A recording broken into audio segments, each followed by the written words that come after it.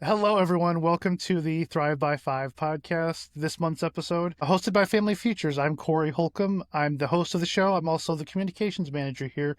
And I want to thank you for joining us. Today's guest is a dear coworker, a dear friend, and a family support navigator here at Family Futures, Leslie Soriano. Leslie, thank you for being here. Thank you for having me. Now, before we get into the bulk of this really great conversation we have today, I'd love for you to talk about your role here in the organization as a family support navigator.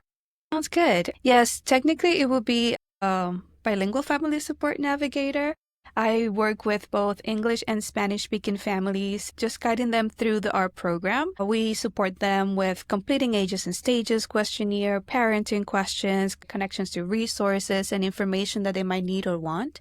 We just follow up with them and make sure that they are supported in the way they want to be supported. I love that so much. In a way, we could say we're parenting peace of mind. Yes. And I love that you say bilingual as well, because that's an important part of your role. And being in this community also means being as accessible as we can for every person, and recognizing that there have been people in our community who are not native English speakers. Some of them who I know in previous jobs, my experience was always the child who was young might serve as the translator for the adults. And I think being able to help families, especially ones who may not have kids yet as that transition point, also helps as well. It does. There are times when just knowing that there are someone that they can call that speak their language is just enough for them. There have been moments when even just like giving resources as part of the job, they call me back and they're like, oh, can you help me call? Because they don't have no one I can communicate.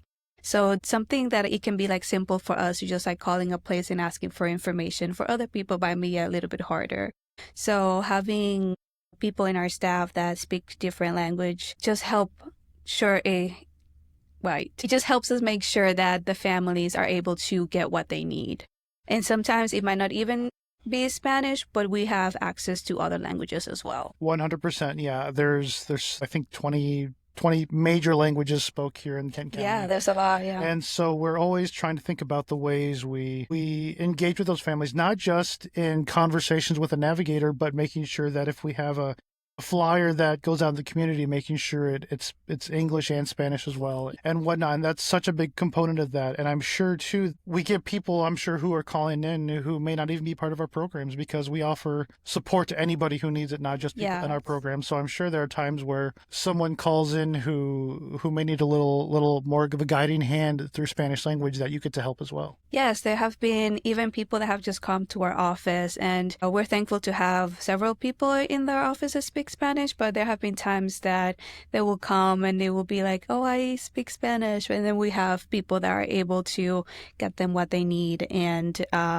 it's just good that they can knock for help and someone might be able to answer. Yeah, I think we want to, part of this too is you come from the Dominican Republic, originally having that experience of somebody who's coming to the U.S., I think that also gives you a really unique perspective into how to help people.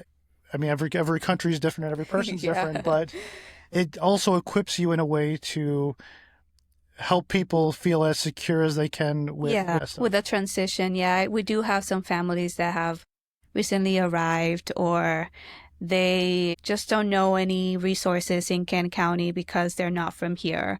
So having that experience myself, I'm able to tell them, hey, it's okay. It's scary. There has been many things that I had to learn even in my process, just like adjusting to all of this. Whenever I tell them also that kind of my experience, they're like, oh, really? And then it's a sort of bond to be able to experience some of the things that our families are experiencing right now, and to be able to guide them through the process since someone has already been there. And I don't want to get too deep in the woods on this part of it all, but given the current climate of the world and in our country right now as well, I'm sure there are people who still need help. I know there are people who still need help, but there's more fear and uncertainty, more hesitation to reach out for services. And I think right now we should say, we're here to support all families. Yes, we definitely do. And I do get some of those questions sometimes, and I tell them, we don't look at any sort of thing regarding anything. We are just here to help families however they need. And we don't take any qualifications. We don't have any sort of requirements. We are just accessible to whoever wants to come in for help. That's great. And I love that. It's such an important part of who we are. And again, folks listening, if you're not part of our programs, it's free to sign up, doesn't cost anything. You get out of it what you put into it, essentially. And yeah, I think that's really good. And I think another thing I should say that is really wonderful about your experience about being here is currently you're pregnant right now. Surprise! When this episode airs officially, you will have already had the baby. We decided to record this early. Yes, so that'll be fun to watch. Go back and say, well, look, I was pregnant, now I have a baby. But I think that you have a unique perspective too, because where I came into this role, this job as a parent already, you get to kind of start in this role where you weren't a parent and now you're having a child. And I'm sure that informs your work and also your understanding of what's in the community for people who need it. Yeah, definitely. I did came to this job with the knowledge of like teaching. So I know it's some things are similar about it. And of course, about resources and childhood development, there are things that you definitely get to practice with being a teacher of elementary school for a couple of years. But as a parent, I guess you put more things into perspective since you are talking about something a little bit more close to you, which is your child. So, and even with the resources in that community, that I feel like Grand Rapids is very rich in resources, and telling parents about it is different than going through the resources like yourself. And now that I went through some of the resources, I guess I can more confidently speak about them. And it's being interesting to experience it, because then I can say, hey, yes, I called it, or I did it, or I went to this appointment, and like, this is how you do it. So it also gives experiential confidence to also tell parents, hey, yes, you can do this. And I think the cool thing too is just exposure to all these things, and you start to understand understanding what you want, the experience you want to have for your child, and all those things. So it kind of rounds you out as a person, as a parent, and then connects you deeper to our mission and your clients, I guess you could say. Well, thank you so much for sharing all of that. We're going to take a quick little break, and then we will be back to talk about bilingualism. Of course. Okay, well, we are back. Usually I have two different people in a podcast, and today you're taking both. It's a Leslie-centric podcast. Well, technically you do have two people. There you go. So today we want to talk about bilingualism. We kind of touched on it at the beginning, and your role as a bilingual family support navigator. Bilingualism is something that it's a lot more prevalent. I don't want to say more prevalent for families, because bilingualism is important for those coming from non-English speaking countries, but also as parents, as an English speaking family, thinking about how I want my son to be able to learn another language and whatnot. So you're the best person to talk to about this. We have a full staff of bilingual folks here, at least 4 or 5 of us, I would say. Yes, there's a few in our navigation team. I think like 3, 4. I love that so much. And really, let's just start the conversation off with talking about why we should encourage bilingualism for our kids, because I think there is something really great about it. And I would love for you to talk about some of those advantages you see to growing up bilingual. Yes, it's funny. The world is, especially with like internet and globalization, it's just like we are bound to be in situations that we're gonna not know someone. Okay, can I go back to that? Of course, go for it. With how the world is with globalization and internet, and like how much access we have to the other countries with like our phones, you're bound to be in situations where you're going to be with someone or in a place or looking at a resource or in any sort of situation that you might not know the language or that you might not know about a certain country. So there are a lot of advantages of knowing more than one language. And of course, here I'm going to put it from the perspective of Spanish, because that's the language it's my native language. So English is my second language, but it can be in any language that any families are in, that they come from. So I feel like, for example, cognitively speaking, and me as a teacher also, I heard it in the Dominican, but like with the English sort of side, they were like, what happened with my child? Like, Is it going to be good for them? There's a lot of fears in parents when they're trying to expose their child to different languages. But there are so many benefits to it. If anything, it improves their executive functions, which is how we do a lot of our decisions. The ability to be able to switch from one language to the other and to retrieve that information, how the brain looks for words in a specific context and scenarios and know which word to use. That in itself is just so valuable. Many of the things happen that we can't see. The brain is amazing, and kids are born to learn. The context that they're in, their environment, everything that we can expose them to, they absorb way more than we think. And it's honestly amazing, and I get surprised by it every single time. I love that so much, and it really is true. And my experience with this, being somebody who does not speak a second language, unfortunately, did not work really well. But my son, who is now 8, has been in Spanish immersion since he was in kindergarten. And we'll probably talk more on this later on too, but like just seeing his ability to understand and communicate with people just on the street even is really special. And that kind of ties, I think, into social emotional benefits. And I'd love for you to speak on that. Yes, of course. In order to be able to even like learn other language, you, without realizing, also immerse yourself in the culture. And having that experience helps you develop some sort of empathy just for everyone that you encounter, because you know how to communicate it in another language, but also like what the people in that country do that speak that language, the context that the word comes from. There's so much into learning a language that is not only like memorizing, it also deep dive learning, like how you submerge yourself in it. So it definitely develops like a greater sense of empathy for just people. It also helps you understand their thoughts, feelings, different worldviews, and it allows the kid to be more adaptable and open-minded. It's definitely, if you only know one thing, you will only do one thing. If you know different language, if you know different cultures, you're able to be like, that's what happens in this country, or that's what happens in this place, or this is how people behave in this place. So definitely gives you a lot of perspective in how rich diversity is. Totally, 100%. I think thinking about long term, even beyond child developmental things and all these important things they should be learning, but when it comes to time to finding a job or something like that, way down the line, I mean, that a lot of job applications nowadays, bilingual is a plus. Yeah, it's definitely, if anything, it will be a benefit, like you mentioned, like a plus.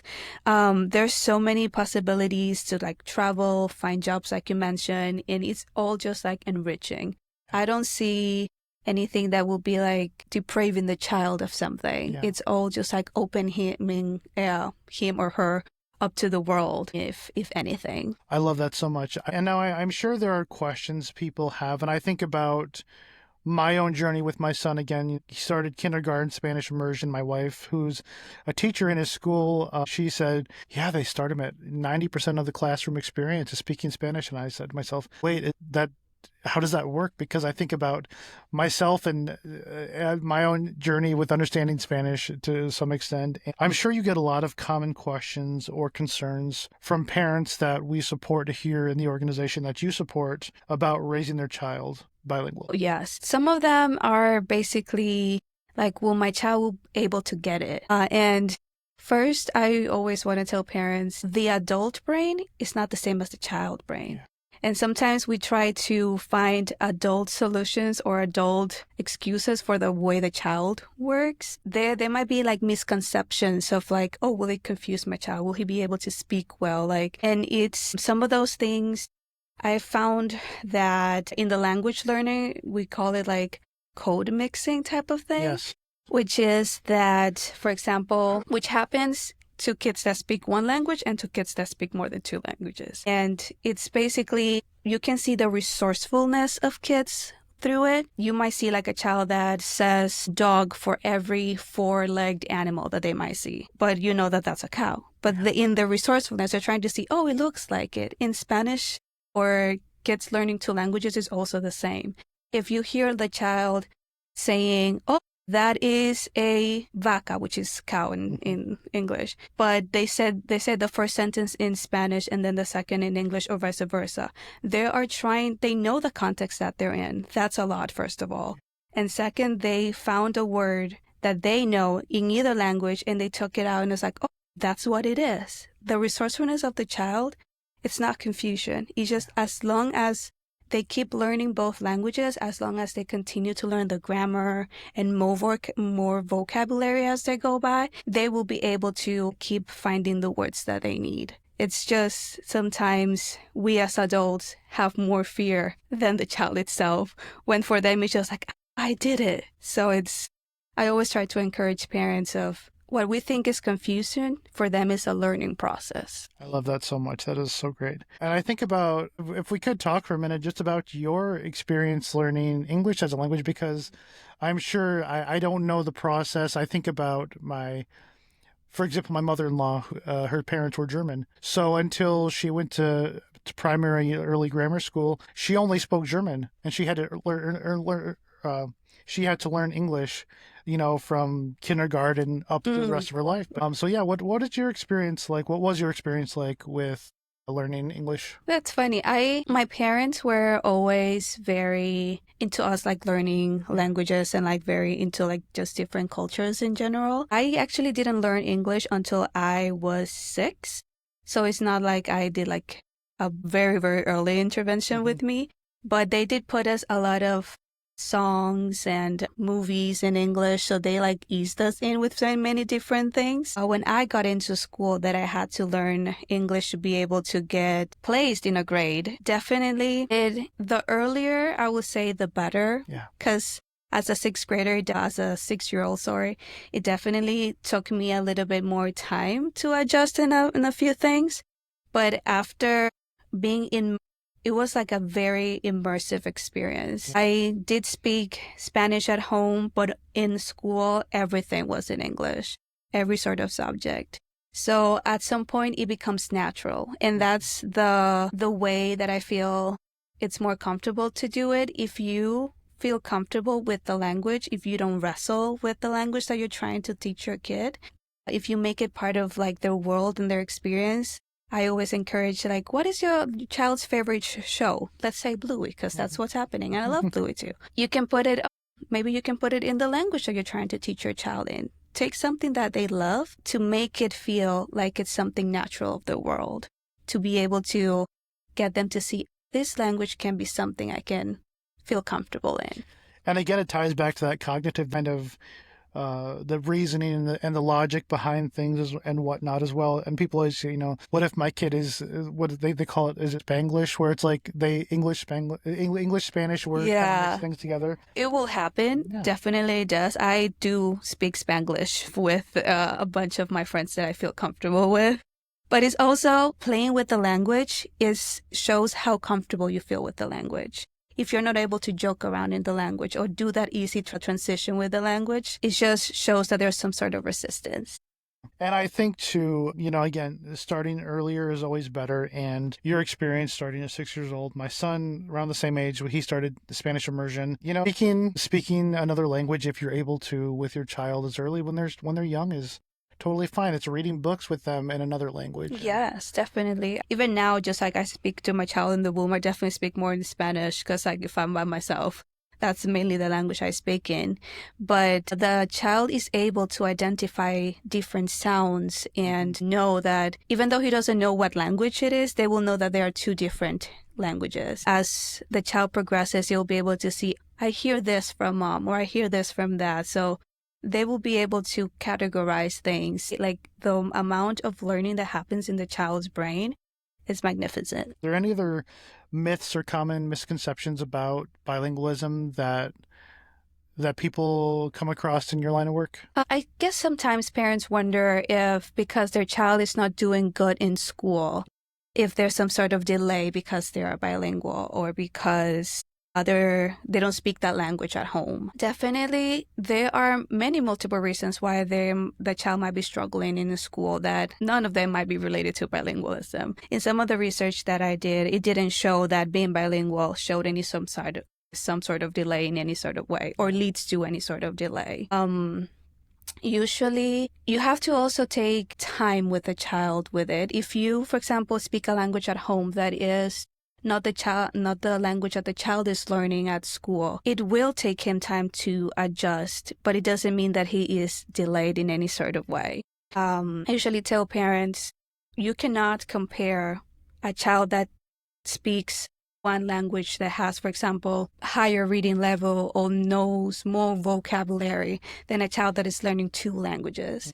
If you see that the child that speaks only one language knows, for example, 100 words in that language, and your child only knows, let's say, half the 50 words in that language, but also knows 50 words in your native language or other language, it means that the child knows 100 words in two different languages. At the end, it has more vocabulary.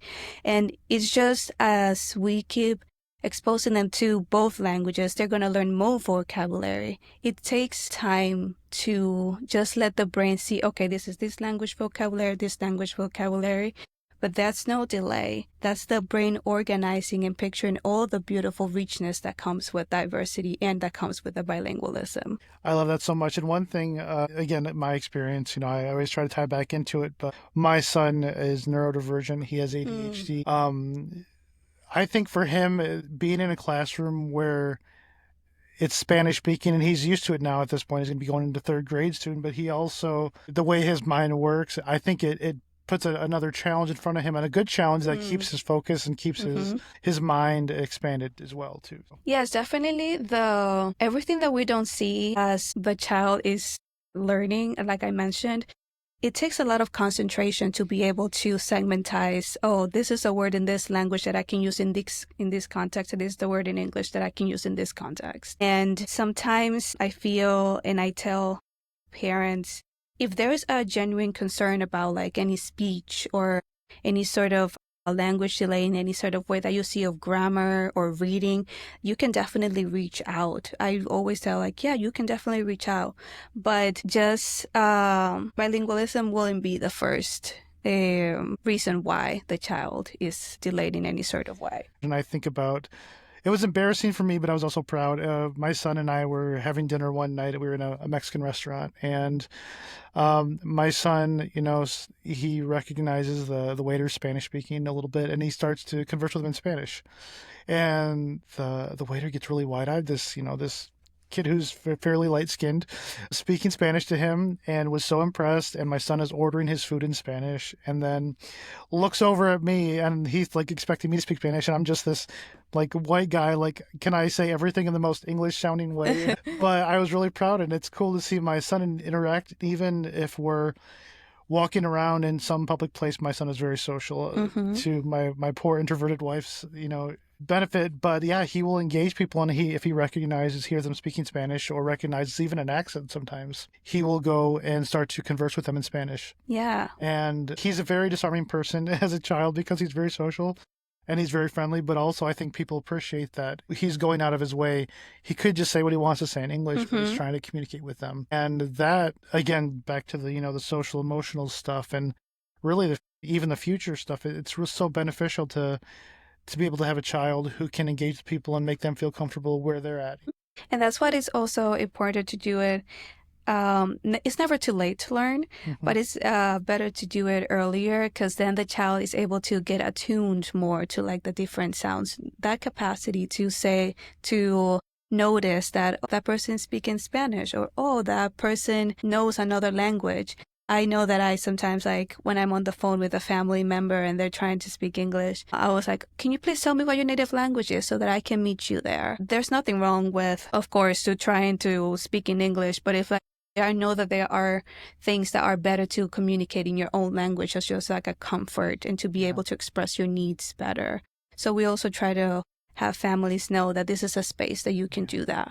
I love that so much. So we've been talking a while about bilingualism, and hopefully some people are starting to hear this and go, maybe I want to try this for my kid, or maybe I want to try this for my family. What are some great ways and strategies to start creating a bilingual environment for your child. That's awesome. And here I will definitely give credit to my parents, because when I said that it's never too late to learn, my dad decided to start Portuguese when he was 40, and he did it. He's very fluent in Portuguese now after studying and everything. But he submerged himself in the culture. I remember just hearing a bunch of Brazilian music, and I feel myself that I can understand Portuguese too. So I always recommend parents, in the best way to do it is to make it as comfortable and natural as possible.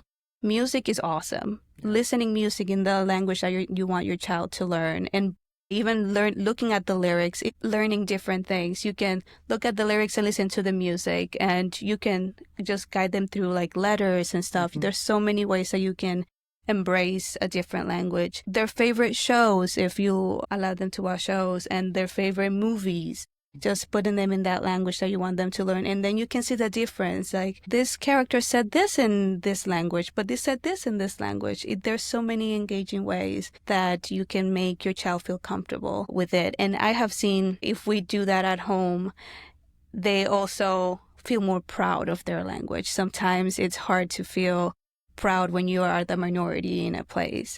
So making sure that you know that it is okay to have another language and to play with it, to engage with it, even though it's not the language that majority speaks wherever you are, it will still be of benefit, even if it's just a few words, a few songs, a few commands, to just let them keep that. I love that. That is great. Then, so I know we're going to probably tie a little bit of your experience as a soon-to-be parents. Yeah. Hopefully, are you okay with that and everything? Yes, of course. Making sure I didn't want to put you on the spot, but I think about the concept of one parent, one language, where each parent will speak language. Have you thought about possibly doing that with your family? Because I know your husband is an English speaker. Yes, he is. He is learning or trying to learn Spanish just also for the sake of a family. But we did decide to do that also for the child to be able to have the correct pronunciation.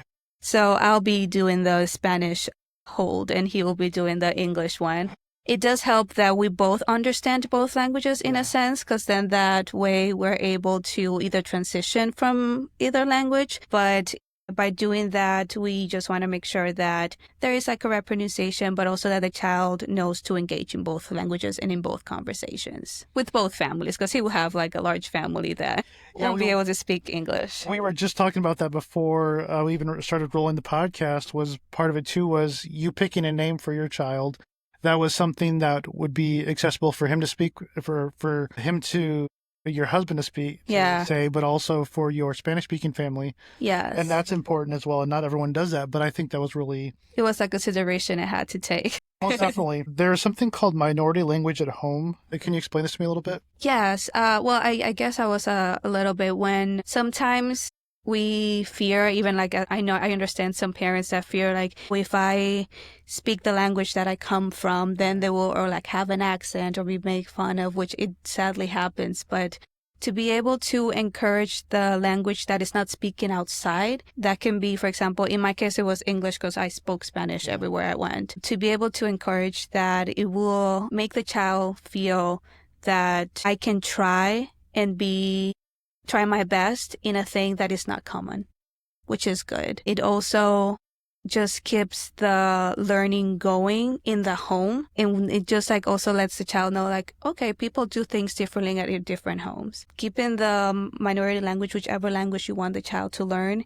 it just also makes it feel, oh, at home it's comfortable to do this. But also when I have the confidence built already, I can go outside and still share with the world. I think about, again, my experience with my son and doing homework with him or going over spelling tests and trying not to butcher Spanish words because, there's accents and there's certain ways of saying things. What's the best way for parents to, in that situation, better understand, like if they're trying to help their kid understand Spanish? What's some good practices for that? To be able to do that, you can, I feel like sometimes parents forget that we can also learn alongside with the child. I know, for example, in your experience that you mentioned that you don't speak yourself, but as the same way that your child is learning, you can also learn with him, and that there's no shame in that in any way. There are so many resources online, so many resources in our libraries that we can have access to that And like you mentioned, I'm trying not to butcher the language, but trying for your child to keep learning, the effort that he will see is like, oh, we can both do this together and we can both learn. And at the same time, just like listening to it a lot, like I mentioned, through songs, through music, through going to diverse festivals that just happens in town. It's a great way to keep that open-minded about the language, making it comfortable and not making any resistance. Because sometimes the parents can be a little roadblock for the kids to learn in the way that they might not be like, oh no, you learn that. I don't need to learn that. Sometimes I always encourage parents to be like, how about together? I think about, again, with spelling tests, and sometimes if he gets a word wrong, he's like, well, it's because you said it wrong. I didn't understand. I was like, okay. So then I'll pull out Google Translate with the speak function, and I'll type it word for word, make sure the accents are in place, and okay, spell this, and I'll hit translate and speak it out loud. And he goes, oh, I know what you're saying now. So there are things like that, even as simple as... It will happen. Honestly, it takes humility to learn in any sort of age. So I know as a parent, it will be I know for my husband in this case, he will have some scenarios like that. And I guess that's what he's trying to learn now, just so that he's able to have some like foundation on it.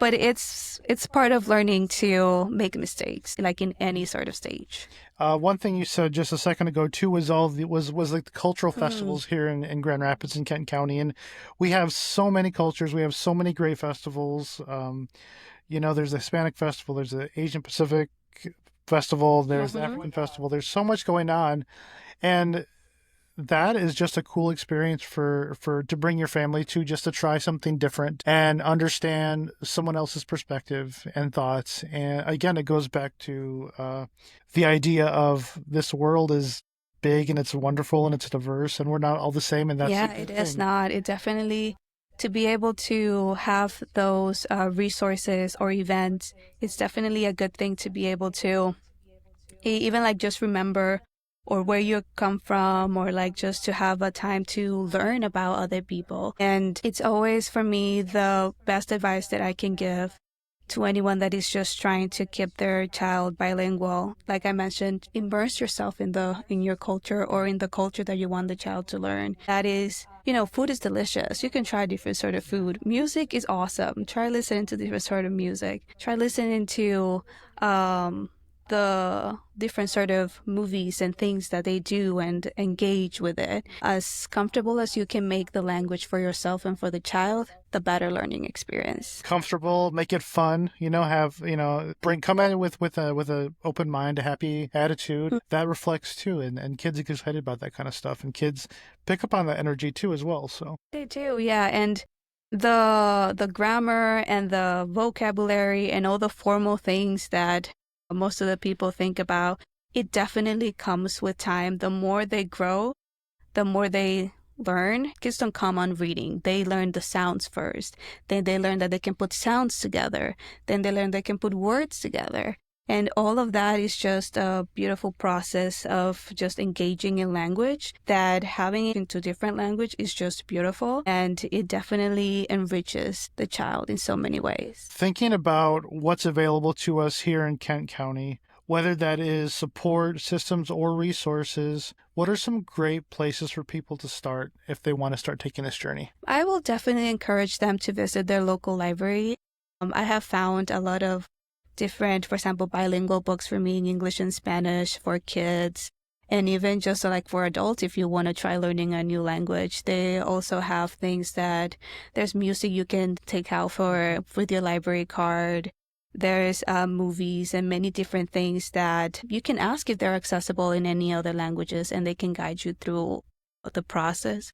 But they can also connect you to other resources that are specifically for the language that you're looking for. Like we mentioned, the festivals are also great resources that we can find, not only a fun time of experiencing new cultures and new people, but they themselves also always have resources available that you might be looking for.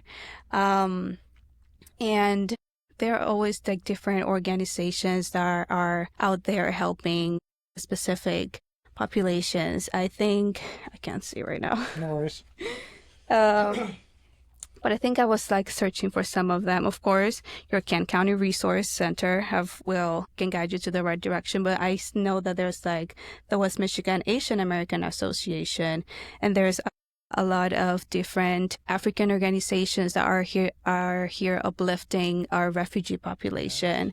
So if anything, I feel like there are many different ways that we can start, and hopefully you come for us to help.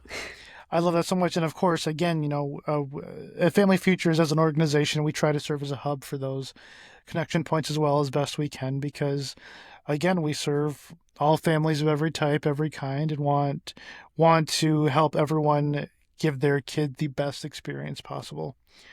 Leslie, thank you so much for being here today. It was such a great conversation, and I feel like I learned so much and reinforced the good choices I feel like I made with my son in Spanish immersion. So thank you for being here today. Thank you so much for having me. It was fun to be able to speak about this topic that I feel like it's very dear to me, just because I lived it, but also because I'll be going through the process too. Yeah. And finding myself in a different place than when I thought I was going to be raised in a family is definitely something that I'm looking forward to.